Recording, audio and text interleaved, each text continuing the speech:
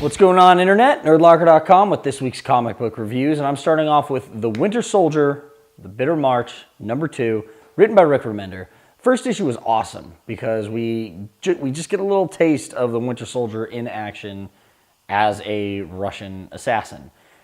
This issue, we see Agent Chen with the two Nazi scientists that he's come to bring to America because of their alchemy formula. They were, trying to get to Russia with Hydra, and the Winter Soldier is just hot on their trail. And he calls S.H.I.E.L.D., he contacts them, says he doesn't know where Nick is because Nick Fury went down the Winter Soldier last issue. And it's really cool because you get to see just how ruthless the Winter Soldier used to be.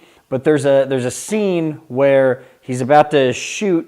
He's on the floor. He got his ass kicked. Turns around and he's about to shoot Agent Chen as he's running away, and he actually has a flashback of Captain America when he's Bucky, and just like telling him what the difference between right and wrong in war, and it really messes with his head. He just falls in pain and starts freaking out. And I think that's really cool because you really start to see the character that we know, especially when he made his debut in the comic books, and how he was totally messed up. And it's just cool to see that carry over. The ending of this issue is awesome. We got Hydra involved. We got the Winter Soldier following them, and it just looks like the next issue is going to be action-packed. I love this story. I'd honestly love to see a lot more of the past Bucky stories than current, because seeing him as an assassin is awesome. I'm giving this 5 out of 5 Nerd Skulls. Let me know what you guys thought. Hey there, nerds. Jim here with my comic book reviews this week. And first up, I have Lazarus No. 7. I've been a huge fan of this book from the beginning. I really enjoyed it. And to be honest, it was a surprise. I didn't go in knowing anything or expecting anything. And now at 7, I'm feeling like we're kind of getting a lull, and I'm a little disappointed. Obviously, I know we need to have story arcs go on and slow down a little from all the action. I'm not exactly sure where it's going. We start with another flashback of Forever and Marisol basically training as Forever as a kid. Cool, I like these scenes, but I really didn't understand the point of it because I felt like we've already explained this in prior issues. So that was a little like, oh cool, we're here, but why? I don't know. Cut to Forever is still investigating the people who are infiltrating the base, Emma being the specific one that she captured, and trying to get information from her. Is she a terrorist? What is she doing? Why isn't she in any of the databases? What's going on? And she pieced together the fact that it looks like there's something big coming on the front, and they don't know what it is. And sort of ironically, she enlists her sister Joanna, who is not exactly nice to her, to try and help get the information from Emma. We really didn't focus on the family much, so that was weird because every other issue has been the Carlyles and their own backstabbing and what's going on, and that's where I found the most intrigue. Right now, we're focusing on sort of the serfs, the migration from, actually not even the serfs, the farmers, the way out in the wastelands, migrating to the lift, which we don't even really know what it is. So I'm not really thrilled with that storyline. A lot of stuff does happen, but it's not nearly as exciting to me as seeing this backstabbing intrigue going on with the Carlyles. So that being said, I'm still excited with this book. I like the characters. I'm curious to where they're going. So it wasn't like it was a bad issue. So I'm going to go ahead and give it 3.5 out of 5 Nerd Skulls. Hey guys, Sex Criminals #5 comes out this week, and if you're not reading this book, I absolutely love this title. With #5, it not only picks up with last issue left off with a whole bunch of questions with who exactly are the sex police and how are they also stopping time along with our main characters. That's definitely clarified a little bit in this. Also, it institutes a couple new powers, which they really don't clarify yet, but I'm interested to see where that goes. Every single one of Sex Criminals Sex Criminals issues has me cracking up at some point throughout the issue. The book just reads really funny, and the storyline is very interesting, so I want to see where it goes just off of that. I'm a big comedy guy, so with every other panel being an actual funny dialogue, it really just drives me to read more and more of this book. And the little preview that they have of what I'm hoping will be the first trade paperback cover is awesome, and it's just hilarious. So you're going to want to pick up this book because it's one of my favorite Image titles out right now, and that's why I'm going to give Sex Criminals #5 5 out of 5 Nerd Skulls. Hey there guys, Cubby here with my comic reviews for this week. I went out on a limb and I read Buffy #1. Buffy Season 10 #1. I'm going to preface this before I go into it a little more. I hate Buffy. I really hate Buffy. I tried to get into it, and I'm not a girl, so I didn't like it. That's straight up. I love the movie way more than the show, just because the show was like, I couldn't like really get into it. So I decided, you know what, get over yourself, bro, and try it out. You never know. And I'll be honest, I enjoyed some of the dialogue. I thought it had some cool little nods to certain things that I enjoy in pop culture. But at the same time, a lot of it felt forced. And being that I don't know too much, I mean, I know like Faith, and I know like who Willow is, obviously, because everyone has a crush on Allison Hannigan. Like, you should know who that is. But like, I know the characters. I mean, I grew up around it. I just don't know the story. And no problem whatsoever to kind of follow this, which was kind of cool. The fact that it's the 10th season of something, and you can jump into it, and for the most part, as long as you kind of know a little bit about it, yeah, it makes sense. It makes total sense. And it wasn't terrible. It was just kind of cheesy in certain parts, and I understand that's how it goes. So for that, I'll give it a pretty good rating, but it's still Buffy, and it's still something that I'm not totally into. And they were kind of doing some cool stuff, but at the same time, it was just like, it's so forced. It's so like old. Why are you still doing stuff like that? I mean, I don't know. It wasn't my cup of tea. So I'm going to give it 3.5 Nerd Skulls because it was still pretty good, even though it's not my flavor. All right, I got to read Wonder Woman number 29. This book is outstanding. Honestly, I know we say it every time we review it on Nerd Locker, but if you're not reading this run of a Wonder Woman, you're really messing up. Last issue's like explosive ending. Everything is brought to current in this, and you see exactly what happens, what the fallout is. And it's really cool because now we're starting to include Wonder Woman's old history with her new history, and just the firstborn. The firstborn's in charge. He is now the god of Olympus, and there's going to be a giant war happening. And something else happens in this issue, something Wonder Woman's kind of been denying in the past. Like I said, it brings back all of Amazon history and all of this Greek mythology history and just combines it into one. And I can't wait to see like what happens next. I'm kind of afraid though that they might be done with this book when this runs over, which disappoints me. So I hope this is like a giant 20-issue story they have to continue telling. Either way, it's totally awesome. Cliff Chang's artwork is outstanding. Brian Azzarello is just great. I give this 5 out of 5 Nerd Skulls. So I also got to read The Terminator Enemy of My Enemy number 2. I'm a big fan of The Terminator. I really like where this is going. I was really leery at first because they're basically going back to the same time as the original Terminator with Sarah Connor and Kyle Reese. This time, though, we're focusing on a different aspect of those events, which are still taking place somewhere else, but we're focusing on Pharaoh Green and Dr. Fong.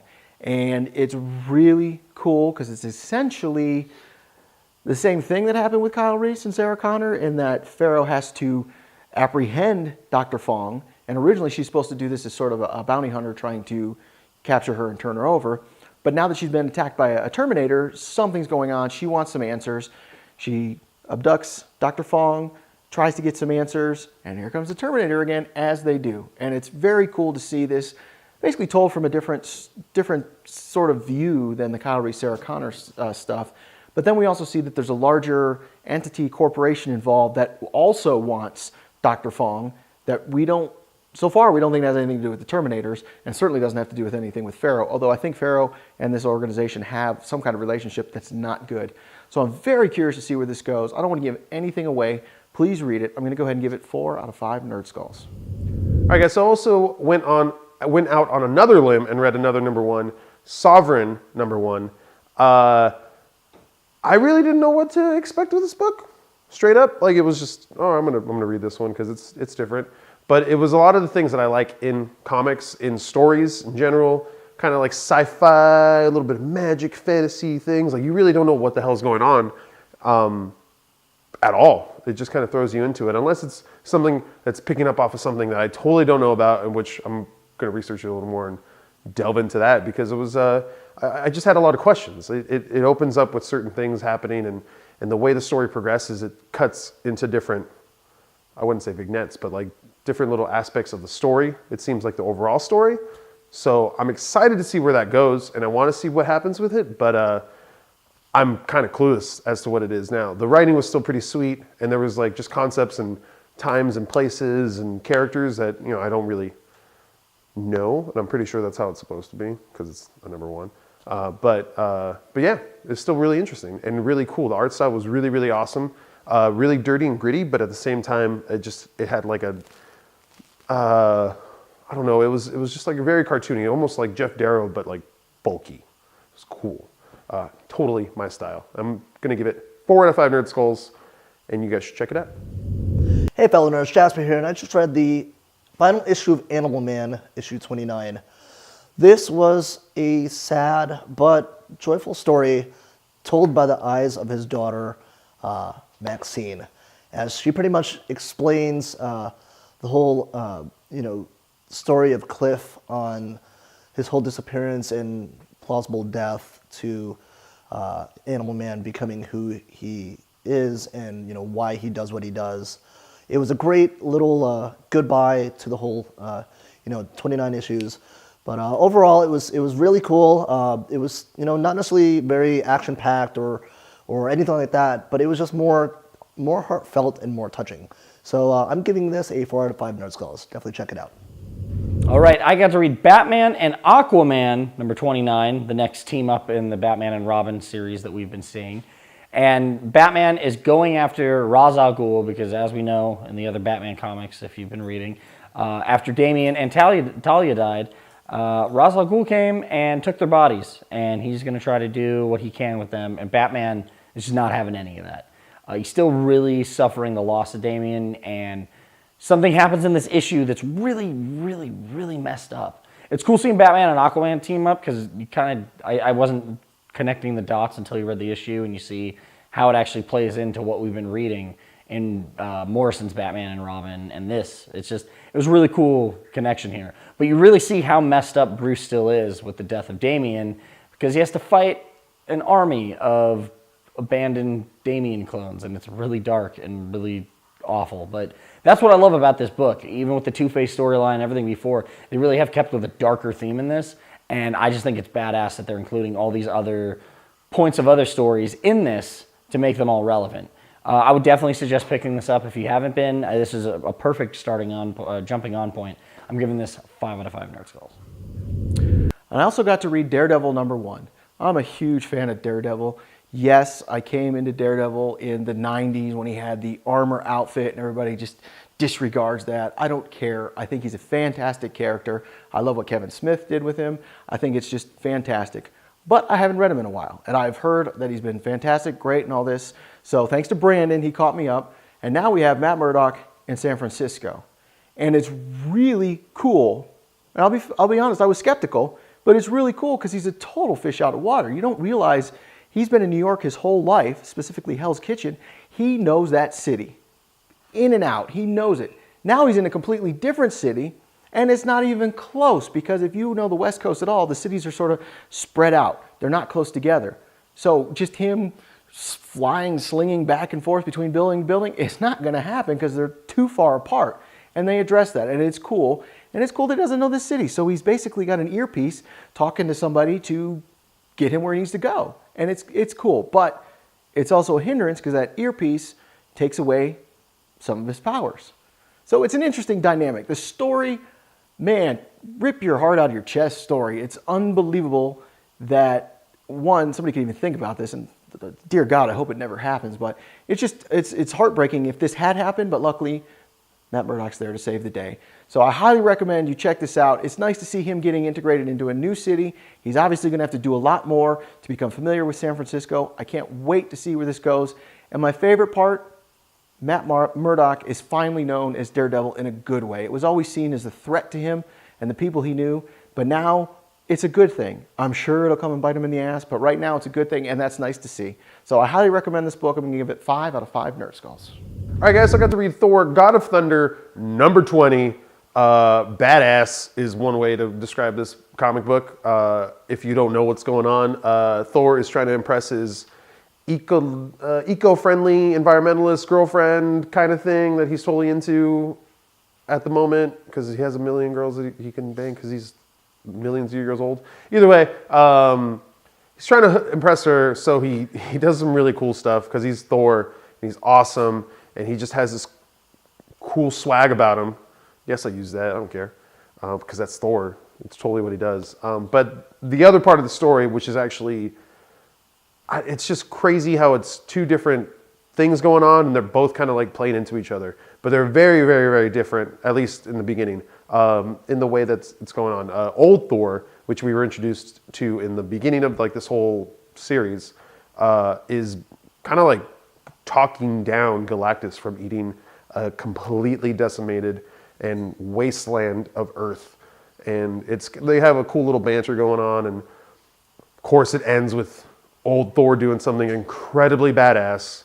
One of the most badass things I've ever seen Thor do in my life. It was really sweet. So that was cool, and then just a jaw dropper like none other I've seen in a good little while in comic books, especially a Thor book like this. Like, there's been a couple where it's, oh, I gotta read the next issue because that looks cool. This one was like, what the hell just happened? That was awesome. So check it out. Let me know what you guys think about that last page because it was nuts to me. I'm gonna give it 5 out of 5 Nerd Skulls. Duets. All right, I got to read Harley Quinn number 4 this week. And kind of what I was saying the last couple times, I'm not sure if we're trying to make her an anti-hero or a good guy or just, I know it's not a villain anymore. And in this issue, you really see her compassionate side as she talks to an old woman at the home she's now working at as a psychiatrist. And this woman says her family never visits her, and she's so sad, and she's afraid she's going to die of a broken heart. So she takes it upon herself to kidnap the family and kind of punish them for not paying attention to Grandma. And there's this little twist, and you find out, I'm not going to give it away, obviously, but the ending to the issue is really cool because it introduces, I guess, the next setup for another storyline. But it kind of goes against everything that was just done in this book. So, I don't know, I feel like this book's still trying to find itself. It wasn't terrible, but I still feel like it just has a little, you got to feel it out a little bit more before I really decide. I mean, it's only 4 issues, but I'm going to give this issue 3.5 out of 5 Nerd Skulls. All right, guys, so I got to read Avengers World number 4. And I got to say, it's a nuts book. It's so cool and crazy. And Hickman, I'm not sure, I'm not like 100%, but I'm pretty sure, because Brandon couldn't like confirm this for me, and I'm really pissed, and I haven't gone to Google yet, which is another thing I'm really pissed about. It kind of like feels like it's picking up his S.H.I.E.L.D. like storylines, little threads that he kind of left there, like places and settings and stuff like that. It could just be a place that exists in the Marvel Universe that I did not know about before that. But it's cool because that was an interesting series that kind of explained a lot of things that you didn't really think needed to be explained because you didn't think there was mystery behind it. And then it was like, oh, wait, guess what? There's this giant world of stuff you don't know about, this secret history of the Marvel Universe. And I feel like we're going to like dip our hands in that pie, you know what I mean? Like we're going to get in those mashed potatoes and just squeeze them around and stuff. And it's going to be all weird and gross, but like, oh man, that's going to be awesome. Not really, that's kind of gross. But either way, I just like that they're picking up those story arcs, those storylines, those little like things that you kind of didn't think you would see again, especially being that it's Jonathan Hickman doing another job, blah, blah, blah, blah. So many cool things about that. But the story itself it's so crazy. Like the way the city just twists with Starbrand, kind of messes with them, and how they, like the other team kind of realizes like they're really in some serious trouble, and the way they get out of it. I mean, obviously it's just the basic hype comic. Oh my God, like I gotta like get crazy about this, but it has a really good pacing to it. It has a really good feel to it, and all the characters are really well grounded. So it just feels really epic and awesome. And I love this book for that. So I'm gonna give it 5 out of 5 Nerd Skulls because the art ruled as well. It was really good. Check it out.